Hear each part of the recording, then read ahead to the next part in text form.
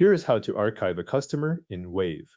If you are already logged into Wave, begin by making sure the correct business is selected before you continue.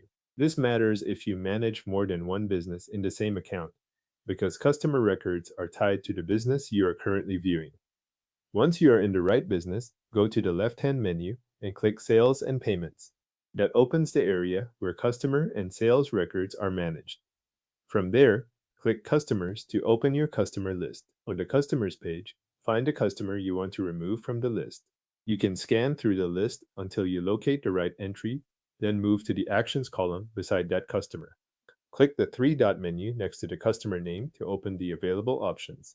At this point, there is one detail to notice. In this menu, Wave shows Delete rather than Archive. There is not an Archive Customer option available in this interface, so if you are looking for a separate archive action, you will not see one here. If your goal is to remove the customer from the list, you can click Delete directly from that menu. If you want to review the record first, click View instead to open the customer profile and continue from there. Inside the customer profile, look to the upper right corner and click More. This opens another menu with actions for that specific customer record. In that menu, click Delete Customer. After you select Delete Customer, Wave will ask you to confirm the deletion. Read the prompt, then confirm it to complete the process. Once you confirm, the customer will be removed according to the action available in Wave, which is deletion rather than archiving.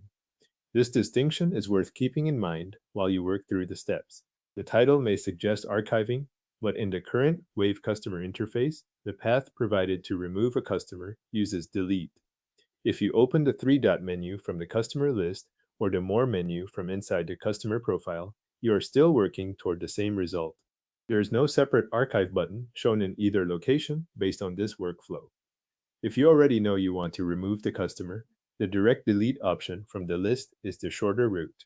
If you prefer to check the customer details before removing the record, using View and then deleting from the profile gives you that extra stop before confirming.